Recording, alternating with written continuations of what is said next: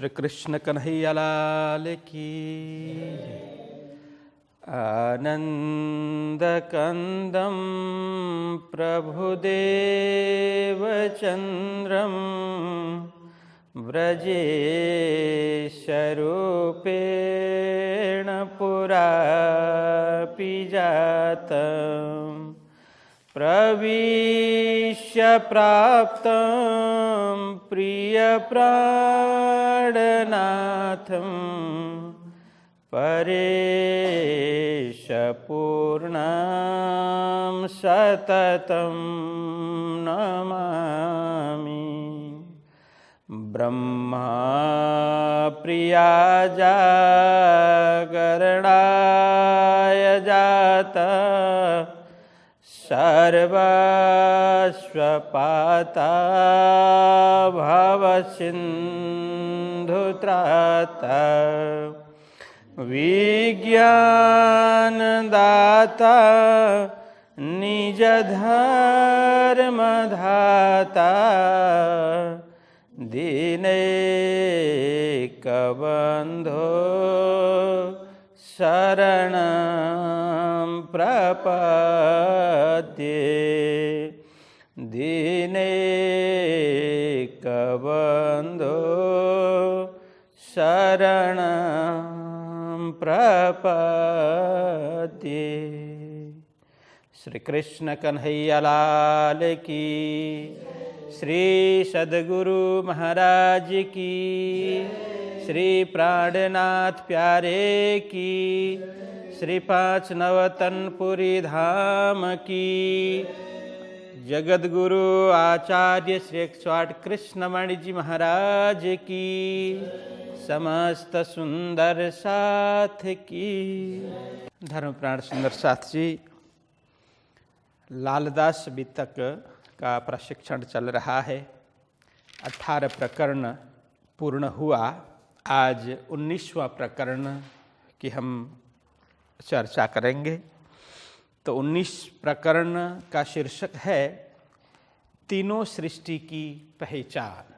शीर्षक से ही अवगत हो जाता है कि यह प्रकरण में क्या प्रसंग चलने वाला है।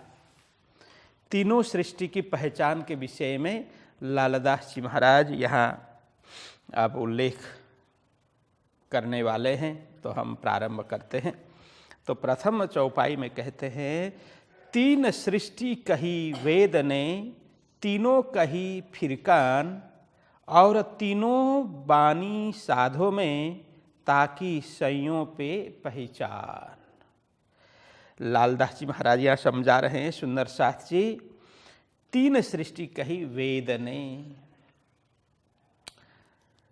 सृष्टि में तीन प्रकार की आत्मा, इसको तीन सृष्टि कही है। वैसे तो मूल रूप से देखें तो सभी ही परमात्मा की ही सृष्टि है, किंतु इसमें विभाग किया गया है। तो विशेष करके वेद में तीन सृष्टि की बात आती है। वेद में मतलब वेद कहो, पुराण कहो, उपनिषद कहो। सनातन शास्त्रों में, वैदिक परंपरा के ग्रंथों में, यह वेद कहने का मतलब मात्र वेद नहीं, वैदिक परंपरा के जो पूजनीय ग्रंथ है, इनको हम शास्त्र बोलते हैं, उनमें इस प्रकार की बात लिखी है, तीन सृष्टि की बात लिखी है। तो उसी प्रकार से कतेब परंपरा, इस्लाम परंपरा के पवित्र ग्रंथ, जिसको कतेब कहते हैं, कुरान कहते हैं, हदीस कहते हैं, उसमें भी तीन सृष्टि की बात कही है। ये फिरकान मतलब, वैसे तो फिरकान थोड़ा सा यह बदलते हुए यहाँ आया है, फुरकान से फिरकान हुआ है। ये कुरान के लिए, कतेब के लिए प्रयुक्त हुआ शब्द है। जैसे वेद ने तीन सृष्टि की बात की है, वैसे ही कतेब ने भी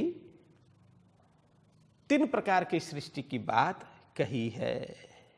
तो और तीनों बानी साधो में, तो कहते हैं तीनों बानी साधो में अन्य संत परंपरा की वाणी है, जो प्रचलित वाणी है, जो संत परंपरा की आर्ष वाणी है, उनमें भी 3 प्रकार की सृष्टि, उसके शब्द अलग अलग होंगे, लेकिन इस प्रकार से 3 की बात की गई है। तो ताकि सइयों पे पहचाना, तो उन ताकि मतलब उन समस्त सृष्टि, अब यह बाद में खुलाएंगे क्या क्या सृष्टि है, तो उन समस्त सृष्टि की पहचान कहते ताकि सइयों पे पहचाना। तो ब्रह्म मुनि सुंदर साथ ही उनको पहचान पाएंगे, उनका स्पष्टीकरण कर पाएंगे। ब्रह्म सृष्टि होंगे जो सुंदर साथ होंगे, उन्हें ही ये ज्ञात होगा उन 3 सृष्टि के विषय में। अब क्या क्या है तो 3 सृष्टि, अब यह सुनते हैं। तो कहते हैं एक जीव ईश्वरी ब्रह्म की। देखो यहाँ कहा वेद में 3 सृष्टि की बात जो कही प्रथम चौपाई में, तो दूसरी चौपाई में यह स्पष्टीकरण किया कि तो वेद में क्या क्या 3 सृष्टि है। वेद की 3 सृष्टि क्या है कि एक तो जीव सृष्टि, दूसरी ईश्वरी सृष्टि, और तीसरी है ब्रह्म सृष्टि। ऐसा करके शास्त्रों में बताया। तो एक कैटेगरी की बात है, तो एक जीव, दूसरी ईश्वरी और तीसरी है ब्रह्म। तो उसको शॉर्ट फॉर्म में ये कहा, तो जीव सृष्टि, ईश्वरी सृष्टि, ये ब्रह्म सृष्टि, ये पूरा इस तरह से होगा। तो इसी तरह से तीनों के जुदे जुदे मुकाम। तो यहाँ कहा कि जीव सृष्टि का मुकाम मतलब स्थान, उनका घर अलग है, ईश्वरी सृष्टि का अलग है, और ब्रह्म सृष्टि का अलग है। तो यह कहा क्या कहा, तो जीव सृष्टि का कहाँ पर है। तो प्राणनाथ जी महाराज वाणी में कहते हैं कि जीव सृष्टि वैकुंठ लो। तो जीव सृष्टि है कहाँ तक, उसका मुकाम कहाँ है, वैकुंठ है। जीव सृष्टि वैकुंठ लो, सृष्टि ईश्वरी अक्षर। कहते हैं ईश्वरी सृष्टि का मुकाम, उनका घर, उनका स्थान कहाँ है, अक्षर धाम है। तो जीव सृष्टि का वैकुंठ भगवान विष्णु का धाम जो सतलोक में है, वहाँ पर जीव सृष्टि वहाँ पहुँचेंगे। वहाँ से जीव सृष्टि का संबंध है, जहाँ जिसका संबंध जहाँ तक है वो वहीं तक पहुँचेगा, उससे आगे नहीं पहुँचेगा। तो इसीलिए जीव सृष्टि का संबंध वैकुंठ से होने से, तो जीव सृष्टि जो भी है उनका स्थान ही वैकुंठ है, वो अंतिम में वैकुंठ ही पहुँचेंगे। और कहते हैं ईश्वरी सृष्टि का स्थान कहाँ पर है, अक्षरधाम में है। तो अक्षरधाम में 24,000 ईश्वरी सृष्टि की बात करते हैं ना, तो 24,000 ये सखियाँ है, तो अक्षर ब्रह्म से संबंधित है, उनसे संबंध है उनका। इसीलिए वे भी ये यहाँ कहा ना मुकाम, तो अक्षरधाम तक ही उनका स्थान है, वो उनका घर अक्षरधाम ही है। तो और आगे कहते हैं ब्रह्म सृष्टि अक्षरातीत लो। तो ब्रह्म सृष्टि कहाँ तक जाएंगे कि अक्षरातीत, पूर्ण ब्रह्म परमात्मा का जो धाम परम धाम है, अक्षरातीत धाम, वहाँ तक उनकी गति होगी, उनकी पहुँच वहाँ तक होगी। उनका मुकाम अक्षरातीत पूर्ण ब्रह्म परमात्मा का जो दिव्य परम धाम है, वहाँ ब्रह्म सृष्टि का स्थान है। तो ये कौन कह रहा है, कहे शास्त्र यूं कर, इस तरह से शास्त्र हमें ज्ञान दे रहे हैं। तो यही कहा कि तीनों के जुदे जुदे मुकाम हो गया ना, जीव सृष्टि का वैकुंठ, ईश्वरी सृष्टि का अक्षरधाम और ब्रह्म सृष्टि का परम धाम। ये 3 प्रकार से 3 सृष्टि का स्थान भी यहाँ बतला दिया गया। और कहते हैं आम खास खासल खास, यही बात, इसी बात को कतेब में या कहें कुरान में इस तरह से कहा है। देखो आम खास खासल खास, तो कतेब में ऐसा कहा, आम, खास, खासल खास। तो क्या मतलब, इसका मतलब क्या हुआ? आम मतलब जीव, जीव सृष्टि को आम सृष्टि कहा, और ईश्वरी को खास कहा, विशेष कहा। और खासल खास मतलब अति विशेष, अति विशेष, उसको खासल खास कहा। तो इस तरह से भाषागत शब्दगत अंतर है, लेकिन मूल रूप से एक ही है। एक कहने का तात्पर्य, ये वेद ने जीव ईश्वरी ब्रह्म कहा, कतेब ने आम खास खासल खास कहा। कहीं बीच निज धाम, बस खासल खास का स्थान, ब्रह्म सृष्टि का स्थान, सुंदर साथ का स्थान कहाँ कहा? निज धाम कहा। बस पूर्ण ब्रह्म परमात्मा से संबंध सीधा सीधा, देखिए पूर्ण ब्रह्म परमात्मा से इनडायरेक्टली संबंध तो सबका है, जीव का भी है, ईश्वर का भी है, सबका है, लेकिन डायरेक्ट जो संबंध है इसकी बात कर रहे हैं। सीधा सीधा संपर्क, सीधा संबंध जिनका है, ऐसे सुंदर साथ ब्रह्म मुनियों का मूल मुकाम कहाँ पर है? कहते हैं बीच निज धाम। निज धाम मतलब परम धाम, स्वयं का धाम, वो परम धाम। तो वहाँ से संबंध रखते हैं, ऐसा कहने का मतलब यह है। अब आगे कहते हैं सृष्टि ब्रह्म की साथ है।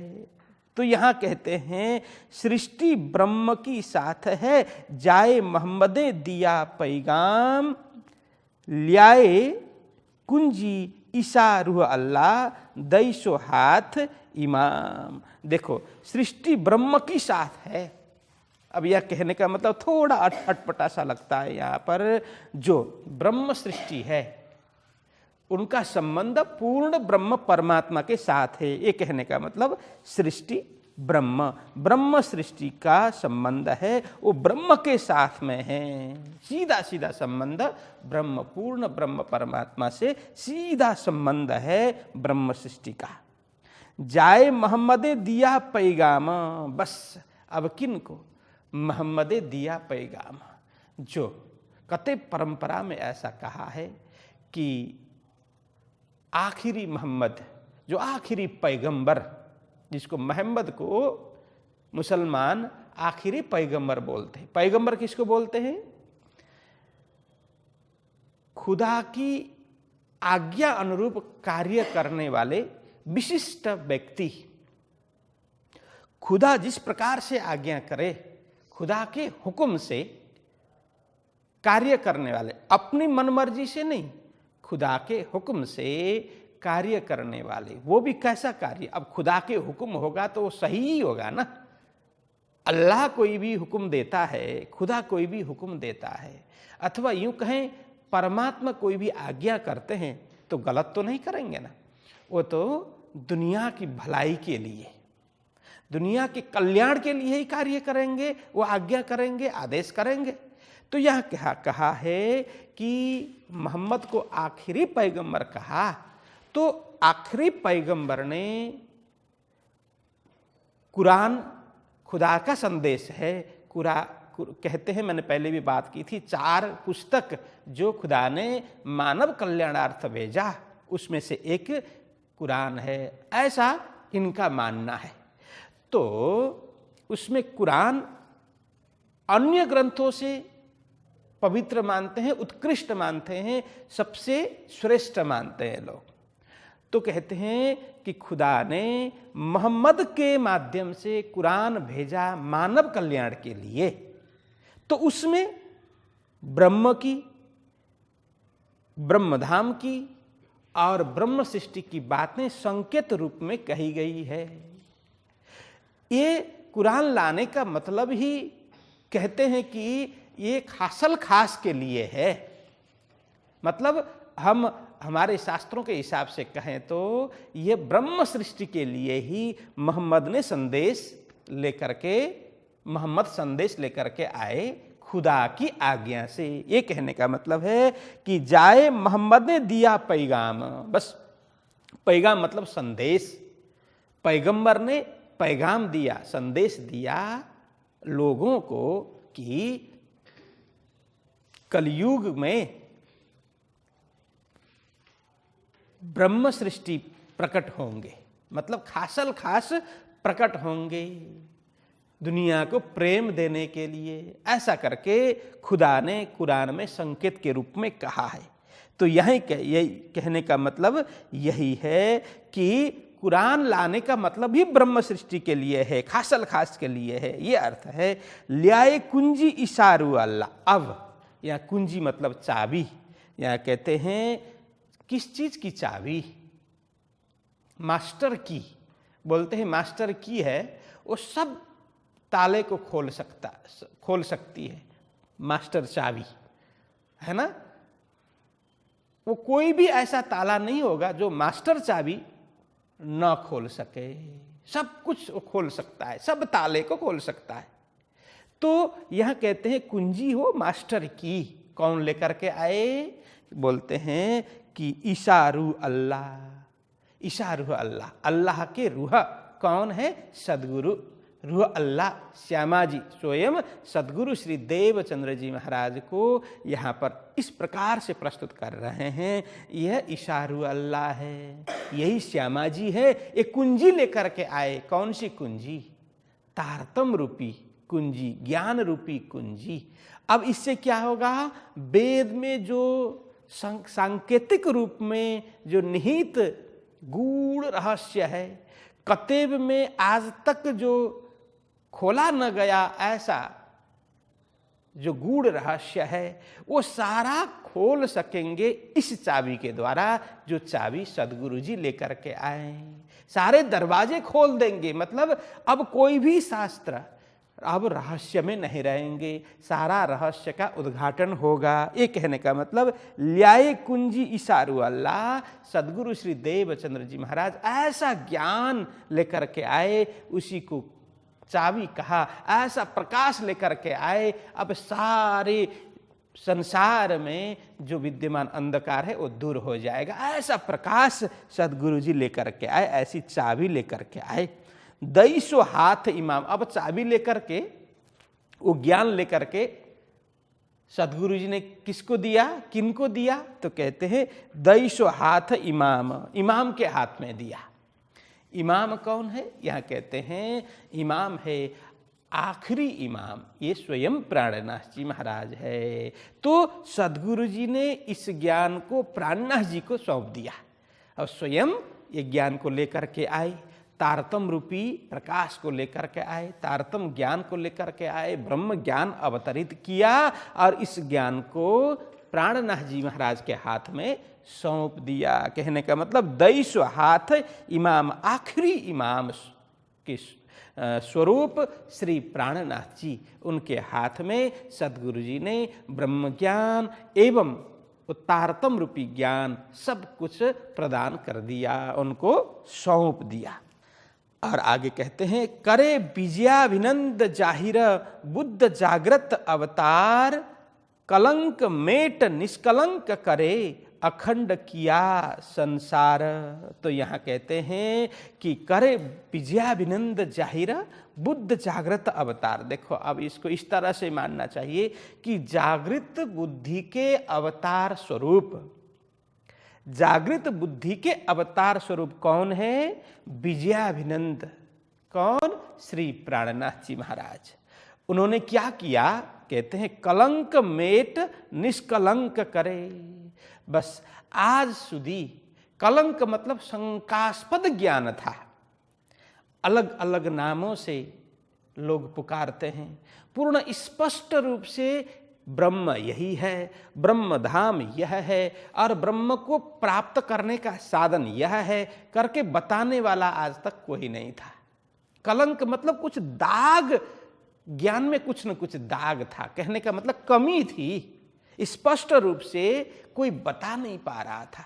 तो उसको प्राणनाथ जी ने सदगुरु जी महाराज की कृपा से, सदगुरु जी के ज्ञान जो ब्रह्म ज्ञान है उसको प्रकट करके प्राणनाथ जी ने क्या बता दिया कि अब कोई भी अज्ञान में न रहें। पूर्ण ब्रह्म परमात्मा का स्वरूप बता दिया, उनका धाम बता दिया एवं पूर्ण ब्रह्म परमात्मा को किस तरह से पाया जाता है वो साधन भी प्राणनाथ जी महाराज ने बता दिया। इसलिए कलंक मेट निष्कलंक करे। अब क्या था? उन्होंने कहा, जुदे जुदे नामे गावही, जुदे जुदे भेख अनेक, जिन कोई झगड़ो आप में धनी। सबों का एक बोल दिया कि भगवान के नाम पर, परम सत्ता के नाम पर सब लड़ रहे हैं, झगड़ रहे हैं। कोई भेष को देख करके झगड़ रहे हैं, कोई भूषा को देख करके, कोई भाषा में विवाद कर रहे हैं, कोई देश के नाम पे विवाद कर रहे हैं। प्राणनाथ जी महाराज कहते हैं कि पूर्ण ब्रह्म परमात्मा न किसी भेष में, न किसी भाषा में, न किसी भूषा में, न किसी देश की सीमा में बंधने वाले हैं। वे तो एक है और उनके द्वारा ही ये सारी सृष्टि हुई है, अंतिम में जाकर के उनमें ही समानी है। तो सबका मालिक तो एक ही है। जैसे वेद में कहा कि एकम सत विप्रा बहुधा वदंती, सत्य एक ही है, लेकिन ज्ञानी जन उसे अलग अलग रूप से व्याख्या करते हैं। तो ये न जानकर सारे लोग झगड़ रहे हैं। तो प्राणनाथ जी महाराज ने यह और स्पष्टीकरण दिया कि परमात्मा तो एक ही है। तो आज तक जो समझ नहीं पाए जिस ज्ञान को, उसका उजागर करके, स्पष्टीकरण करके प्राणनाथ जी महाराज ने बता दिया। इसी को कहा निष्कलंक करना, कलंक रहित, दाग रहित, बेदाग करना। सबका मन निर्मल हो गया। अब ज्ञान के प्रकाश मिलते ही सबका मन निर्मल हो गया, बेदाग हो गया। ज्ञान स्पष्ट हुआ, अपना मजल, अपना लक्ष्य स्पष्ट हो गया सबके। तो कहते हैं अखंड किया संसार ज्ञान दे करके। प्राणनाथ जी महाराज ने ऐसा दिव्य ज्ञान दिया, तो जिस ज्ञान के द्वारा इस संसार को अखंड कर दिया। अखंड मतलब क्या है? देखिए, जब तक अज्ञान होगा तब तक बात समझ नहीं आएगी। जैसे हमने भागवत कथा श्रवण की होगी, राजा परीक्षित को भागवत कथा सुनाते हैं सुखदेव जी महाराज 7 दिन तक, एक दिन से लेकर के 7वां दिन तक, अंतिम दिन तक राजा परीक्षित को समझ नहीं आती बात।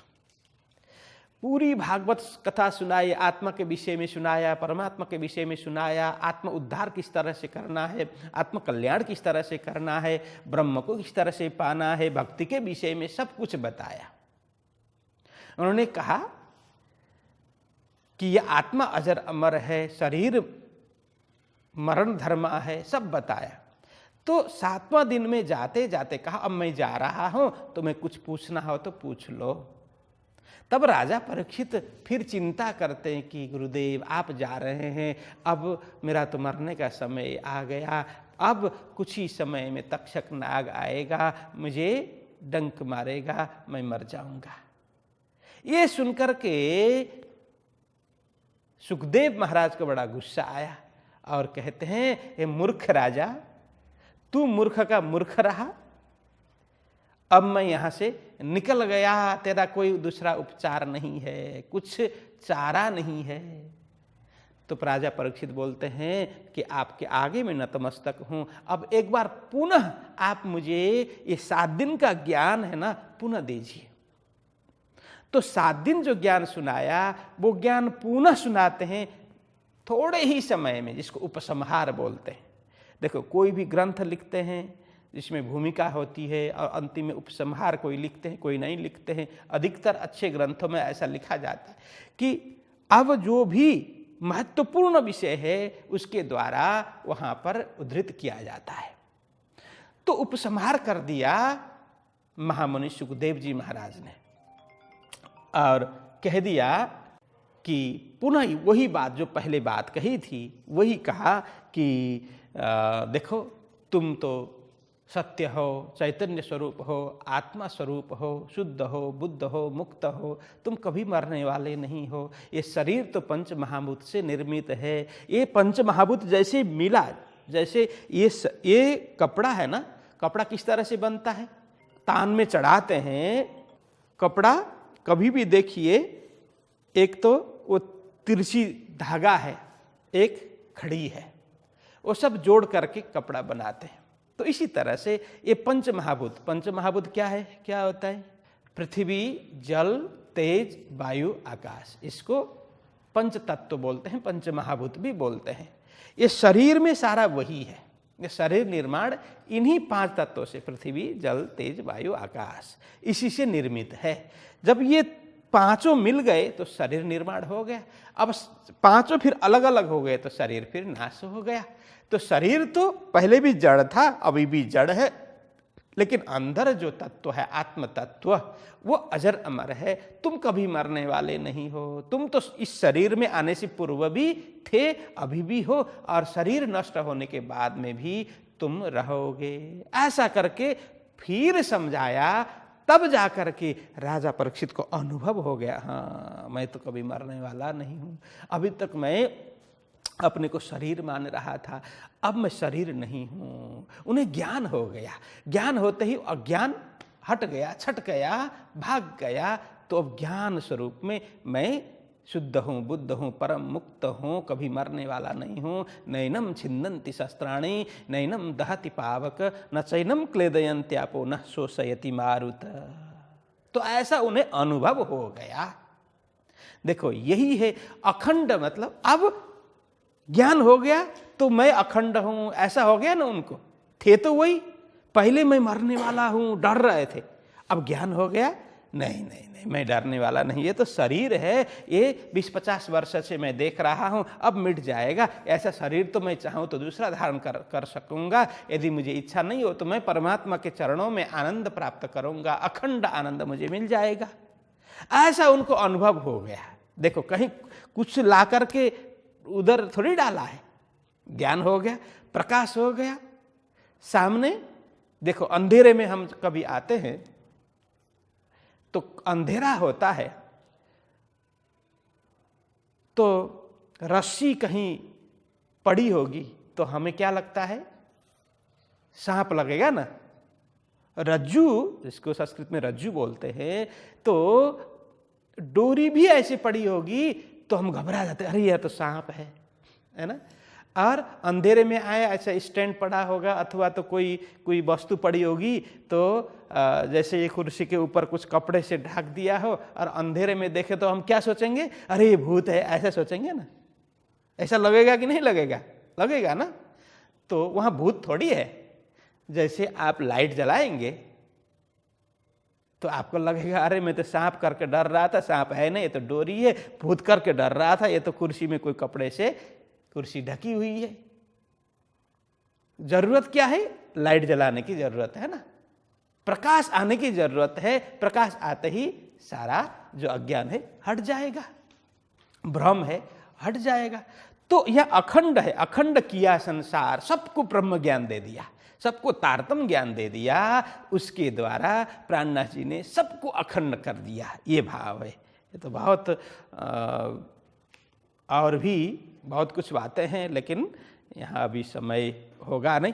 तो यहाँ कहते हैं कि एक साहिब वेद कतेब में सब तिनकी लिखी मजकूरा, सो साहिदी नेक हुकुमे जाहिर किया नूरा। देखो एक साहिब वेद कतेब, साहिब मतलब स्वामी, साहिब मतलब मालिक, जो भी कहो, स्वामी कहो, मालिक कहो, ब्रह्म कहो, कुछ भी कहो, सब एक ही है, सबके एक है। चाहे हिंदू हो, चाहे ईसाइयों का हो, चाहे इस्लाम को मानने वाले हो, दुनिया में जितनी भी सृष्टि है सबके साहिब तो एक ही है, सबके मालिक तो एक ही है। तो एक साहिब वेद कतेब में, वेद में भी ऐसे ही कहा है कि एकम सत्य कहा है, सत्य वही है। एको ब्रह्म द्वितीयो नास्ति कहा है, ब्रह्म एक ही है, दूसरा कोई नहीं है, उसके द्वारा ही सबकी सृष्टि हुई है। ऐसा कहा है कि कतेब में भी वही कहा, अल्लाह एक है, खुदा एक है। कतेब में भी ऐसा ही कहा, सब तिनकी लिखी मजकूरा, बस वही ब्रह्म की बातें वेद में भी है, कतेब में भी है। सो साहिदी नेक हुकुम है, तो अच्छी अच्छी साक्षी वेद में भी साक्षियां दी है, कतेब में भी साक्षियां दी है। यहाँ साहिदी मतलब साक्षी, नेक मतलब सुंदर साक्षी। देखो नेक का अर्थ अलग अलग प्रसंग अनुरूप बदलेगा। कहीं नेक का मतलब जरा सा होगा, कहीं अच्छा होगा, सुंदर होगा। यहाँ सुंदर अर्थ में है तो वो वेद में, कतेब में बड़े सुंदर सुंदर साक्षी वहाँ पर परमात्मा के हुक्म से, परमात्मा के आज्ञा से दी है। और जाहिर किया नूर, बस जाहिर किया नूर, या नूर मतलब प्रकाश। कौन सा प्रकाश? ज्ञान रूपी प्रकाश। बस सारे अब वेद की साक्षियाँ, कतेब की साक्षियाँ, वेद में जो रहस्यात्मक बातें हैं, गूढ़ रहस्य है, कतेब में जो गूढ़ रहस्य है, सबको खोल खोल करके प्राणनाथ जी महाराज ने प्रकाश फैला दिया, ज्ञान की धारा बहा दी। यहाँ जाहिर किया मतलब प्रचार किया, स्पष्ट किया, कहने का मतलब वो ज्ञान रूपी प्रकाश स्पष्ट कर दिया। तो कहते देखो, अब यहाँ कहते एक साहेब वेद कतेब में, तो इसको प्राणनाथ जी महाराज कहते हैं नाम सारों जुदे धरे लई सबो जुदी रसम। तो प्राणनाथ जी महाराज यही कहते हैं, नाम सारों जुदे धरे। अब हिंदुओं में भी अलग अलग, कोई ब्रह्म कहे, कोई ईश्वर कहे, कोई परमात्मा कहे, कोई भगवान कहे, कोई परम सत्य कहे, कोई परम प्रकाश कहे, जो भी कहे, लेकिन है तो एक ही। तो कतेब में भी कोई अल्लाह कहते हैं, कोई खुदा कहते हैं, है ना, कोई हक कहते हैं, है तो एक ही। शब्द अलग अलग है लेकिन तत्व तो बदलता नहीं है। अंगूर को कोई अंगूर बोले, कोई ग्रेप्स बोले, कोई द्राक्ष फलम बोले, है तो एक ही, कोई बदलेगा थोड़ी, भाषागत फेर है। तो इस तरह से नाम सारों जुदे धरे लई सबों जुदी रसम, सब में उम्मत और दुनिया सोई खुदा सोई ब्रह्म। ऐसा बताया कि सोई खुदा सोई ब्रह्म, चाहे ब्रह्म कहो, चाहे खुदा कहो, चाहे अल्लाह कहो, चाहे हक कहो, चाहे ईश्वर कहो, चाहे परम सत्ता कहो, चाहे परम सत्य कहो, चाहे परम प्रकाश कहो, चाहे प्रेम स्वरूप कहो, चाहे भगवान कहो, कोई अंतर नहीं है, तत्वतः एक ही है। तो ऐसा स्पष्टीकरण कर दिया। तो इसी तरह से देखो वेद कतेब में अलग अलग बातें लिखी है। जैसे शास्त्रों में कहा, 7 लोक तले जिमी के, मृत्यु लोक है तिन पर, इंद्र रुद्र ब्रह्मा बीच में, ऊपर विष्णु वैकुंठ घर, ऐसा कहा ना। तो इसको कतेब में कहा कि लोक 14 कहे वेद ने। तो वेद ने क्या कहा? 14 लोक कहा। तो वही कहा, सोई कतेब 14 तबक। बस कतेब में 14 तबक कहा, 14 लोक वेद में कहा, 14 तबक कतेब में कहा। तो इसी तरह से वेद कहे ब्रह्म एक है, कतेब कहे एक हक। वेद ने एक ब्रह्म है कहा, कतेब ने एक हक कहा। तो फिर लड़ने की क्या बात है, या लड़ाई झगड़े की क्या बात है कि अब मुसलमान लोग हिंदुओं को काफिर बोलते हैं। तो वही समझाना चाह रहे हैं, देखो तुम्हारा अज्ञान है, वस्तुतः जो वेद में कहा है वही तो तुम्हारे कतेब में कहा है। तो फिर इस प्रकार से हिंदुओं के प्रति ज्यादती करने की क्या बात है, वो समझाना चाह रहे हैं ज्ञान के साथ में। देखो जब ज्ञान होगा तभी शांति होगी, कभी युद्ध से शांति होने वाली नहीं है। बस ज्ञान सबके हृदय में आएगा तब लगेगा कि हाँ तत्व तो एक ही है, इसमें झगड़ने की कोई बात नहीं है। तो इस तरह से ज्ञान का प्रकाश दे दिया। हक्के भेजा मोमिनों पर पैगंबर जो आखिरी, जो लिखी हकीकत कुरान में सो ब्रह्म सृष्टि दिल धरी। तो कहते हैं हक्के भेजा मोमिनों पर, हक्के मतलब परमात्मा ने, ब्रह्म ने भेजा मोमिनों पर। क्या भेजा? वो ज्ञान भेजा। और पैगंबर जो आखिरी पैगंबर, जो पैगाम देने वाले पैगंबर, पैगाम से पैगंबर बना है। पैगाम मतलब संदेश, संदेश कौन देने आए? पैगंबर तो अनेक हो गए, लेकिन आखिरी पैगंबर, अंतिम पैगंबर। जैसे हमारे हिंदू धर्म में क्या कहते हैं, अवतार बोलते हैं ना, 24 अवतार ऐसा बोलते हैं ना। तो उनमें पैगंबर बोलते हैं, और जैनों में तीर्थंकर बोलते हैं। तो यह बोलते हैं कि पैगंबर जो आखिरी पैगंबर मोहम्मद, परमात्मा ने, हक ने भेजा मोहम्मद को पैगाम देने के लिए, संदेश देने के लिए।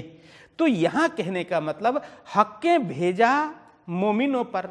हक के मतलब ब्रह्म, श्री राजी, परम सत्य परमात्मा, उन्होंने भेजा किनको? आखिरी पैगंबर। यहाँ आखिरी पैगंबर मतलब श्री प्राणनाथ जी। श्री प्राणनाथ जी, श्री प्राणनाथ जी महाराज आखिरी पैगंबर के रूप में हैं, इसलिए उन्होंने ब्रह्म सृष्टि के लिए संदेश लाया। वे ब्रह्म सृष्टि के लिए संदेश लाए किनकी आज्ञा से? यह कहते हक के भेजा मोमिनों पर, बस ब्रह्म मुनियों के लिए। मोमिनों पर मतलब ब्रह्म मुनियों के लिए ज्ञान रूपी संदेश लेकर के, ब्रह्म ज्ञान लेकर के महामती श्री प्राणनाथ जी महाराज आए। जो लिखी हकीकत कुरान में, बस जो लिखी, क्या लिखा? ब्रह्म के विषय में, ब्रह्म धाम के विषय में, और ब्रह्म ज्ञान के विषय में, और ब्रह्म आत्मा के विषय में जो भी संकेत के रूप में कुरान में लिखा हुआ है, सो ब्रह्म सृष्टि दिलधारी। बस कुरान में कहो, पुराण में कहो, शास्त्र में, वेद में, कतब में जो भी ब्रह्म के विषय में, ब्रह्म धाम के विषय में, ब्रह्म ज्ञान के विषय में, ब्रह्म आत्मा के विषय में जो जो भी लिखा है, वो सारे ब्रह्म सृष्टि ही समझ पाएगी और किसी को समझ में आने वाली नहीं है। वही हृदय में धारण कर सकती है। सो ब्रह्म सृष्टि दिलधारी। उनो आगू लिया दिल में, आवे रूहे बीच इंसान, ए खेल किया इनो वास्ते, जाने इनको आवे ईमान। तो कहते हैं उनो आगू लिया दिल में। तो उनो मतलब मोहम्मद ने, उनो मतलब मोहम्मद ने, आगू मतलब पहले, लिया दिल में पूर्व ही, जब ब्रह्म सृष्टि का अवतरण नहीं हुआ था तब ही मोहम्मद ने ये हृदय में धारण कर लिया था कि बाद में ब्रह्म सृष्टि, ब्रह्म मुनि अवतरित होंगे। आवे रूहे बीच इंसान, इंसान के स्वरूप में, इंसान मतलब मनुष्य के शरीर में ब्रह्म सृष्टि की रूह, ब्रह्म सृष्टि की जो सूरता है खेल देखने के लिए इंसान के शरीर में प्रवेश करेगी। ऐसा पहले ही ब्रह्म सृष्टि आने से पूर्व ही मोहम्मद ने दिल में धारण कर लिया था। ये खेल किया इनो वास्ते, बस ये खेल है ब्रह्म सृष्टि के लिए, ब्रह्म मुनि के लिए ही खेल की रचना हुई। जाने इनको आवे ईमान, बस ये सब पढ़ करके, सुन करके, कुरान पुराण सब सुन करके, इसके रहस्य को जान करके अब उन्हें ईमान आएगा, विश्वास आएगा। तो जाने इनको आवे ईमान, बस मोहम्मद स्वरूप, आखिरी मोहम्मद स्वरूप, आखिरी पैगंबर स्वरूप प्राणनाथ जी महाराज के दिव्य ज्ञान को सुनकर के, सदगुरु जी के द्वारा प्राप्त ज्ञान प्राणनाथ जी महाराज फैला रहे हैं, उस ज्ञान को सुनकर के ब्रह्म सृष्टि के हृदय में विश्वास जगेगा, विश्वास आएगा। मतलब सारा संसार इससे प्रकाशित होगा। ये कहने का मतलब जाने इनको आवे ईमान, मतलब उनको विश्वास आ जाएगा। और क्या कहते हैं? मोहम्मद हक के नूर से, भाई दुनिया मोहम्मद के नूर, चाहे कायम तिन को करे ईमान बक्का मजकूर। तो यहाँ कहते हैं कि अब कौन किस तरह से प्रकट हुआ? यहाँ कहते हैं मोहम्मद हक के नूर से। अब सीधा सीधा अर्थ पहले हम समझते हैं। हक मतलब परमात्मा, नूर मतलब प्रकाश। हक के, परमात्मा के प्रकाश से मोहम्मद प्रकट हो गए। भाई दुनिया मोहम्मद के नूर, अब दुनिया मोहम्मद के प्रकाश से प्रकट हो गई दुनिया। और अब इसको हम थोड़ा गहराई से हम समझना चाहेंगे कि मोहम्मद हक के नूर से। अब देखो यहाँ मोहम्मद मतलब आखिरी मोहम्मद। यह पहले भी कहा कि वो बरारब वाले मोहम्मद की बात यहाँ नहीं कर रहे हैं। अब आखिरी मोहम्मद, मोहम्मद पहले भी मैंने बताया था कि जो प्रशंसा के योग्य, प्रशंसनीय व्यक्ति, जो मतलब बड़ा सुंदर कार्य करता है, समाज कल्याण के लिए बहुत विशिष्ट कार्य करने वाले, जिसको खुदा भी प्रशंसा करें, उसको मोहम्मद कहते हैं। तो ऐसा कार्य किन्होंने किया?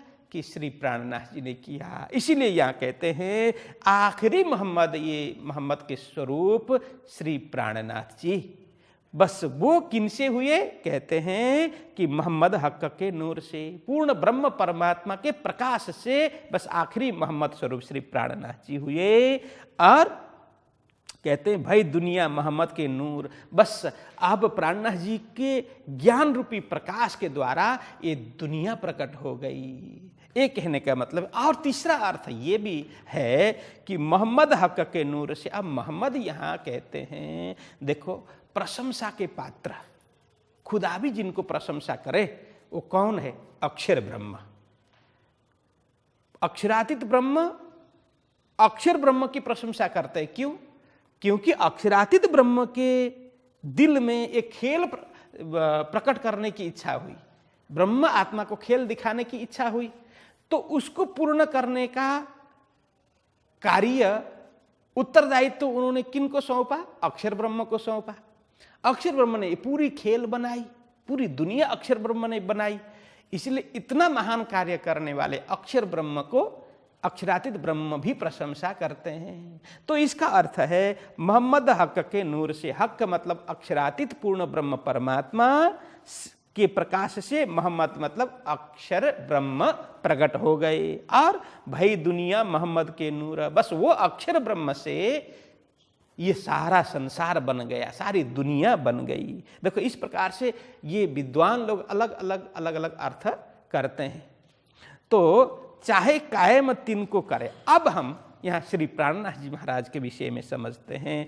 देखो अब उनका ज्ञान, प्राणनाथ जी महाराज चाहें तो उनके ज्ञान से, ब्रह्म ज्ञान से, तारतम ज्ञान से सबको अखंड कर देंगे। कायम मतलब अखंड, तीन को मतलब दुनिया को अखंड कर देंगे। ईमान बक्का मजकूर, ईमान मतलब विश्वास, बक्का मतलब परमधाम, मजकूर मतलब ब्रह्म एवं ब्रह्मधाम की बात सबको सुना करके अब सबको विश्वास दिलाएंगे। और जब ये ज्ञान होगा सब अखंड हो जाएंगे, सबको अखंड मुक्ति मिल जाएगी। ये कहने का मतलब है पैगंबर का माजीजा देवे सबो ईमान, एक दीन दुनी कर किए जाहिर सातो निशान। या कहते हैं पैगंबर, देखो पैगंबर मैंने पहले कहा कौन है? पैगाम देने वाला पैगंबर। कौन सा कैसा पैगाम? ब्राह्मी संदेश, इसको वेद में कहा, उपनिषद में कहा ब्राह्मी संदेश, ब्रह्म का संदेश, ब्रह्म की सूचना देने वाला, ऐसा महान कार्य करने वाले उसी को पैगंबर कहते हैं। तो पैगंबर का माजीजा, ऐसे ब्राह्मी संदेश देने वाले, हाँ तो मतलब नया, और इसका ये भी अर्थ करते हैं पैगंबर मतलब नया मार्ग दिखाने वाले, विशिष्ट मार्ग दिखाने वाले, इसको भी पैगंबर बोलते हैं। पैगंबर का माजीजा, ऐसे पैगंबर कौन है? श्री प्राणनाथ जी। तो सदगुरु जी ने जो ब्रह्म ज्ञान की धारा प्रकट की, निजानंद धर्म, श्री कृष्ण प्रणामी धर्म प्रकट किया सदगुरु जी ने, उसको फैला करके दुनिया को मुक्ति देने का कार्य किया प्राणनाथ जी ने। तो यहाँ कहते हैं वो पैगंबर, प्राणनाथ जी स्वयं पैगंबर, पैगंबर का माजीजा, माजीजा मतलब चमत्कार होता है, ठीक है। पैगंबर का माजीजा देवे सबो ईमान, बस अब वे दुनिया की दृष्टि में चमत्कार हो जाएगा। बाकी उनके लिए तो कोई बात ही नहीं है, उनके लिए तो साधारण सा ये काम है कि दुनिया लेकिन उसको माजिजा मानती है, ये चमत्कार मानती है। देवे सबो ईमान, सबको एक परमात्मा, एक ब्रह्म, एक ब्रह्म धाम के विषय में सबको ज्ञान देंगे, सबको ईमान दिलवा देंगे। ईमान मतलब विश्वास दिलाएंगे। एक दीन दुनी कर रहा, बस एक दिन दुनी कर रहा, बस दुनिया में एक दिन करेंगे, मतलब एक धर्म, वो परम का मार्ग, श्रेष्ठ मार्ग, एक ही सत्य मार्ग प्रकट कर देंगे। एक दिन दुनी कर रहा, यहाँ दिन मतलब परम धर्म, एक सत्य धर्म, सत्य मार्ग दुनिया भर में, दुनिया को एक ही ज्ञान देंगे, एक ही मार्ग दिखाएंगे, एक ही परमात्मा दिखाएंगे, एक परमात्मा की शक्ति दिखाएंगे। ये अर्थ है किए जाहिर सातों निशान। जो कतेब में कहा कि क़यामत की घड़ी में 7 निशान प्रकट होंगे, तो प्राणनाथ जी महाराज ने वहाँ स्पष्ट कर दिया क़यामत की घड़ी आ गई है, 7 निशान प्रकट हो गए हैं, अब विलम्ब करने का कोई अर्थ नहीं है। तो 7 निशान हम बाद में चर्चा करेंगे। तो कहते हैं रूह अल्लाह की आवसी, खोलने बका द्वार, अंत सदी दसमीय के, सब होए 12 कार गुजारिया। कहते हैं रूह अल्लाह की आवसी। देखो इसमें इस तरह से करना चाहिए कि अल्लाह की रूह अल्लाह कौन है? श्यामा जी। स्वयं सदगुरु श्री देवचंद्र जी महाराज को श्यामा कहा, उसको कतेब में रूह अल्लाह बताया। जो खुदा के साथ में अभिन्न संबंध रखने वाले, अंतरंग संबंध रखने वाले कौन है? रूह अल्लाह।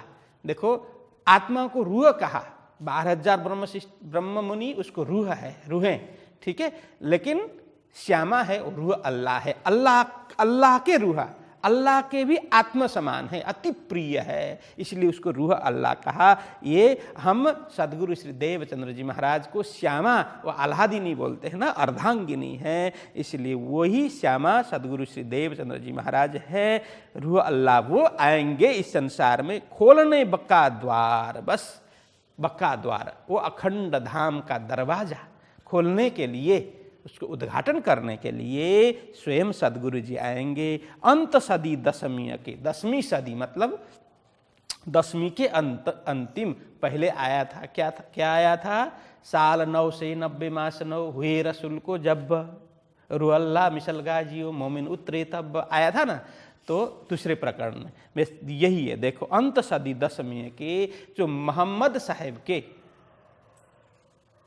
मोहम्मद के 10वीं सदी होने पर, 10वीं के अंतिम होने पर 900 तो बीत गए, 90 मास भी बीत गए, फिर ऊपर 9 महीने भी हो गए, तब सदगुरु जी का प्राकट्य हुआ। तो ये तिथि मिति बता रहे हैं। तो अंत सदी 10वीं के, मोहम्मद के 10वीं सदी के अंतिम में सदगुरु जी प्रकट होंगे। वहाँ से यह ब्रह्म ज्ञान फैलना शुरू हो जाएगा, जागने का कार्य शुरू हो जाएगा, और सब होए 12 कार गुजार। ये कब तक चलेगा? 120 वर्ष की जो बात पहले आई है, 120 वर्ष। कब? विक्रम संवत 1638 से लेकर के विक्रम संवत 1758 तक 120 वर्ष होते हैं। इसमें 10वीं के अंतिम, 11वीं सदी पूरा और 12वीं के कुछ वर्ष, इस तरह से ये 120 वर्ष में ये ब्रह्म ज्ञान का फैलाव होगा और ब्रह्म मुनियों की जागने का कार्य होगा। सब होए 12 कार गुजार। कार गुजार मतलब वो कार्य जो भी होने थे, जागने का कार्य 120 वर्ष के अंतराल में होंगे। मतलब 10वीं सदी के अंत। 10वीं सदी कौन सा? मोहम्मद के आए हुए 10 सदी के उसके अंतिम में, और 11वीं सदी पूरा और 12वीं सदी के प्रारंभ। ये इस तरह से इन 120 वर्षों में जागने का कार्य ब्रह्म ज्ञान के प्रकाश के द्वारा होगा। तो इस तरह से यहाँ बता रहे हैं। मिलावा रूहन का कही गाजियों मिसल सोए, होवे खिलवत खाना जाहिर बक्का पहचान सबों होए। तो कहते हैं मिलावा रूहन का मिलावा मतलब रूहन मतलब ब्रह्म मुनियों का मिलना, एकत्रित होना, संगठित होना। अब अलग अलग स्थानों में बिखरे हुए थे ना, तो उनको जागृत करके एक करते हैं। तो उस मिलावा को, उस मिलन को, एकत्र होने को कहे गाजियो मिसल सोए। तो गाजियो बोलते हैं धर्मवीर, धर्म योद्धा, धर्म के प्रति समर्पित होने वाले, जिसको धर्म प्राण करके हम संबोधन करते हैं ना, कि धर्म ही जिसका प्राण है, धर्म के सिवाय वो जी ही नहीं सकते। इतने प्रेमी समर्पित धर्म योद्धा शूरवीर जो है, रूहा जो मिसल मतलब जमात है, उनको कतेब में मिसल गाजियो कहा। जो ब्रह्म सृष्टि, हम ब्रह्म मुनि ब्रह्म सृष्टि बोलते हैं, उसको कतेब में मिसल गाजियो कहा। जो धर्म वीर, धर्म योद्धा, धर्म प्राण और जमात। ये मिसल मतलब जमात, इस तरह से उनको कहा होवे खिलवत खाना जाहिर। इनके मिलने से, इनके जागृत होने से अब सदगुरु जी के ज्ञान द्वारा, प्राणनाथ जी के ज्ञान द्वारा क्या हो रहा है, कहते होवे खिलवत खाना जाहिर। खिलवत खाना मतलब मूल मिलावा, वो पूर्ण ब्रह्म परमात्मा का धाम, अक्षरातीत धाम और रंगमहल, उसके अंदर जो विद्यमान मूल मिलावा है वो जाहिर होगा, सबके ज्ञान में आ जाएगा। जाहिर होने का मतलब होवे खिलवत खाना जाहिर, बक्का पहचान सबो हो। सबको अब बक्का के विषय में, धाम परमधाम के विषय में, ब्रह्मधाम के विषय में सबको जानकारी होगी, सबको पहचान होगी। ईश्वरी सृष्टि फिरस्ते कहे सो पहुँचे नूर मकान, और सृष्टि जीव की आम जो पावे आठों भीष्ट निदान। कहते हैं ईश्वरी सृष्टि फिरस्ते कहे, ईश्वरी सृष्टि को कतेब में फिरस्ता कहा है। क्या? ईश्वरी सृष्टि फिरस्ते कहे। इस फिरस्ता मतलब हम हमारी भाषा में देवदूत भी कह सकते हैं, जो अच्छे कार्य करने वाले, शुभ संकल्प लेकर के आने वाले, तो यहाँ कहते शुभ संदेश देने वाले, अल्लाह की आज्ञा को लेकर के, अल्लाह के शुभ संदेश को लेकर के आने वाले को फिरस्ता बोलते हैं। हम उसको देवदूत मतलब ईश्वरीय शक्ति संपन्न उसको बोलते हैं। ईश्वरीय शक्ति, परम शक्ति को लेकर के आता है अच्छे कार्य के लिए, उसको कहते हैं। ईश्वरी सृष्टि को कते में फिरस्ता कहा। सो पहुँचे नूर मकान, जो पहली बात की कि ईश्वरी सृष्टि अक्षरधाम पहुँचते हैं, वही कहा सो पहुँचे नूर मकान। नूर मकान मतलब अक्षरधाम, वहाँ पहुँचेंगे। और जीव सृष्टि की आम, जो आम, जीव सृष्टि को आम कहा कतेब में, वेद ने जीव सृष्टि कहा, कतेब ने आम कहा। इल पावे आठों भीष्ट निदान। बस प्राणनाथ जी महाराज ने स्पष्टीकरण कर दिया 8 भीष्ट के विषय में। अष्ट भीष्ट, भीष्ट मतलब बहिष्ठ, जहाँ पर अखंड आनंद का अनुभव किया जा सकता है। जो 8 भीष्ट की बात प्राणनाथ जी महाराज वाणी में करते हैं, तो उसमें से 8वां भीष्ट है। ये सब 8वां भीष्ट ये सब जीवों को भी प्राप्त होगी। तो इस तरह से प्राणनाथ जी महाराज कहते हैं। 8 भीष्ट के विषय में भी बाद में चर्चा करेंगे।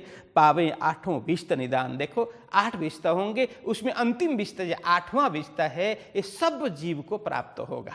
देखो अलग अलग यहाँ पर वर्णन किया गया है। मोमिन अरस अजीम के बैठे खेल देखत, मायने खोल जाहिर किए यही बखत क्यामत। बस मोमिन मतलब वो ब्रह्म मुनि, परमात्मा के प्रति समर्पित जो ब्रह्म मुनि है, अरस अजीम परम धाम में बैठे खेल देखत, वहाँ बैठे बैठे सुरता के रूप में ही खेल देख रही है ब्रह्म सृष्टि। मायने खोल जाहिर किए यही बखत क्यामत। ये संपूर्ण अर्थ प्राणनाथ जी महाराज ने स्पष्ट कर दिया। मायने मतलब अर्थ, वेद कतेब के सारे गुण रहस्य जो आटी घुटी है, सब खोल करके प्राणनाथ जी महाराज ने जाहिर कर दिया, स्पष्ट कर दिया। यही बखत क्यामत, बस क्यामत आत्म जागृति का यही समय है और कोई क्यामत आने वाली नहीं है। जब ये महाप्रलय होगा तब तो होगा, लेकिन क्यामत का मतलब बस हम आत्म जागृति हो जाए, तब फिर उसके लिए ये सारा नाचीज है, ये सब तुच्छ है। तो ये आत्म जागृति का समय आ गया है, यही समय है, यही घड़ी है, ऐसा बोलते हैं। यही साइत हजूर की तहाँ बेर नहीं लगार, 4 घड़ी दिन पिछला ये जाने परवर दिगार। देखो अब यहाँ यही साइता, ये तो संसार में तो करोड़ों वर्ष चल रहा है, लेकिन यहाँ कहते हैं परमधाम के हिसाब में तो यह एक पल भी नहीं है। यह कहते हैं यही साइता हजूर की। हजूर मतलब स्वयं श्रीराज जी। श्रीराज जी के सानिध्य में बैठ कर के ब्रह्म मुनियों ने खेल कब देखा कि दिन के अंतिम लगभग 4:30 बजे, 4 घड़ी दिन बाकी था।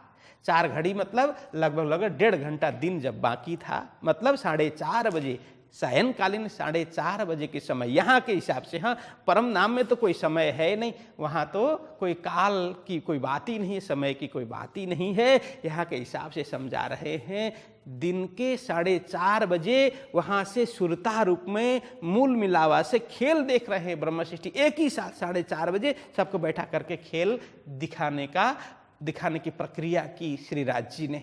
यहाँ कहते हैं यही साइता हजूर की तहाँ बेर नहीं लगा रहा, परंतु वहाँ तो एक पल भी बीता नहीं है, अभी एक पल भी आगे गया ही नहीं है। लेकिन यहाँ अनेकों वर्ष, सयों वर्ष बीत जाते हैं, हजारों वर्ष बीत जाते हैं, करोड़ों वर्ष बीत जाते हैं, लेकिन परम धाम के हिसाब से तो एक पल भी बीता नहीं है। वही समय वही शायद है, जरा भी समय आगे गया नहीं है। 4 घड़ी दिन पिछला ये जाने परवरदिगार, यहाँ वही आया, पिछले 4 घड़ी दिन जब बाकी था वो समय का जो वृत्तांत है ये जाने परवरदिगार, ये तो स्वयं परमात्मा जानेंगे और कोई जानने वाला नहीं है। श्री महामती कहे ए मोमिनो, ए बेवरा तीनों का कहा तुम, कहूँ आगे और मजल की जो दिखाया खेल हुकुम। तो लालदास जी महाराज यहाँ समझा रहे हैं सुंदर साथ जी, ये बेवरा तीनों का कहा तुम। बेवरा मतलब विवरण, तीनों मतलब ये तीनों सृष्टि का विवरण, व्याख्या मैंने इस तरह से किया कि वेद में जो कहा है, कतेब में क्या कहा है, ये सब सुंदर साथ को समझाने का मैंने प्रयास किया। कहूँ आगे और मजल की, अब जागनी लीला में, जागनी महाअभियान में जो जो मजल होंगे, जो जो पड़ाव होंगे, वहाँ किस प्रकार की लीला होगी, किस प्रकार आगे प्रसंग बनेगा, उसके विषय में जो दिखाया खेल हुकुम, जो परमात्मा पूर्ण ब्रह्म परमात्मा की आज्ञा से, उनके हुक्म से जो जो खेल अब सुंदर साथ देखेंगे, ब्रह्म मुनि देखेंगे, वो सब मैं आगे के प्रकरण में मैं व्याख्या करूँगा, विवरण बताऊँगा। अभी के लिए इतना ही। बोलो कृष्ण कन्हैया लाल की। श्री महामती कै मोमिनो,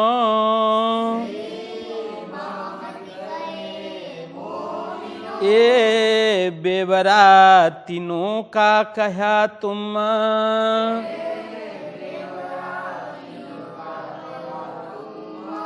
कहूँ आगे और मजाल की, जो दिखाया खेल हुकुम,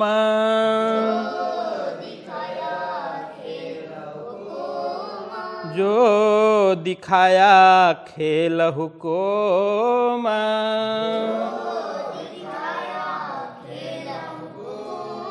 बोलिए कृष्ण कन्हैया लाल की।